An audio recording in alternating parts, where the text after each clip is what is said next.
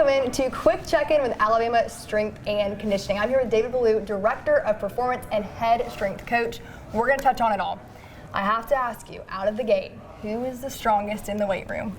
I would say the strongest, if you're doing pound for pound, Kendrick Law. Kendrick Law. Yeah, and a guy that weighs 200 pounds, 202 pounds, and can squat well over 600 pounds and bench press well over 450 pounds. It's pretty impressive, and he's probably, if we were to do pound for pound, who's the strongest, he would be a number one. Now, who's going to get frustrated that you didn't say their name?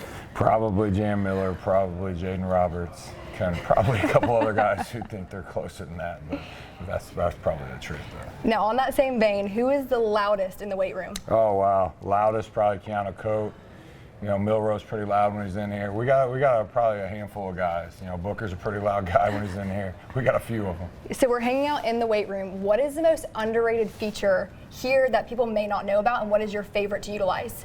I would say the technology part of what we do. You know, in strength and conditioning, a lot of people know that you come in here and, you know, you go to work and you work hard, but there's the technology piece that kind of in today's day and age, strength and conditioning and performance is taking a foot forward. And when we redid this room a year ago, we put a lot of pieces in here to kind of help our guys from a technology standpoint and a data standpoint to help them physically be able to individualize programming for them. If you could set the record straight on one misconception when it comes to strength and conditioning, what would that be?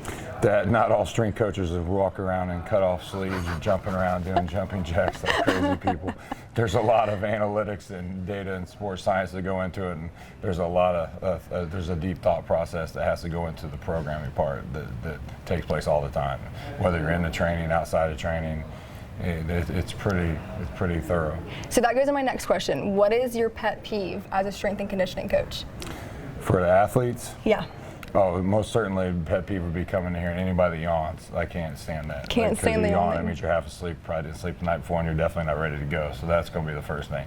In our world here, too, if a guy comes in here and shirt's not tucked in, that's a big deal. And his teammates are probably going to get him before I do. So when you look at your staff that you have curated, how important is it to work in tandem with the athletic trainers, the nutritionists, and you guys to put the best performance out in the field? Oh, it's critical. Without, you know, you're talking about sports medicine, you're talking about, you know, our nutrition department, it's really a high performance model. And if all three departments are working in unison, then you're not going to do what's optimal for the athlete. And, you know, and here we're trying to maximize the genetic potential of our players who are all really good players. And you got to have cohesion with all three departments, otherwise the athlete's going to suffer. Yeah. You know, and luckily, you know, our three departments here work great together.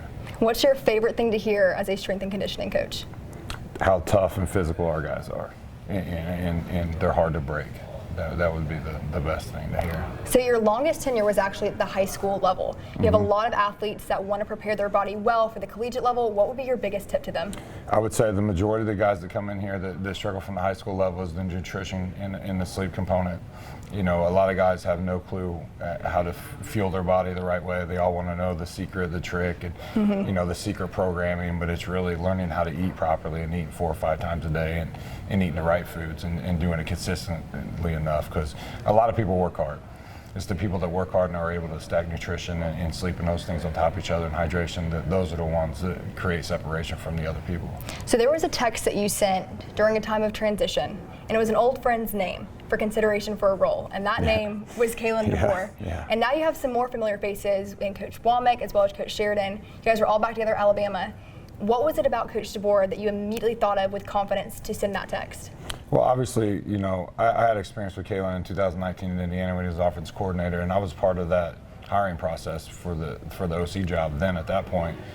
And I remember him coming in and how impressed we were with him. And you know, I said this before to somebody, that it's like the quiet confidence, and there's certain ways the way people carry themselves and they're answering questions and how confident they are, and you just get a feel. And when he left, I remember telling our head coach Tom Allen that we need this guy. We need to find a way to get this guy. And then obviously he went on and had success both at Fresno and at Washington, and we always kept in touch. And you know, when this, you know, I was sitting in my seat by the stage, like I said before, and all of a sudden Coach Saban, you know, retires, and then first thing that popped in my head was Kalen.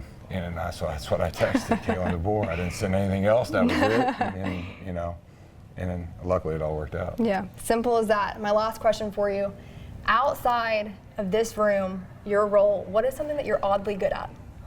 Oddly good at? I would say, I don't know if it's odd. I mean, it might be odd nowadays. Is being consistent.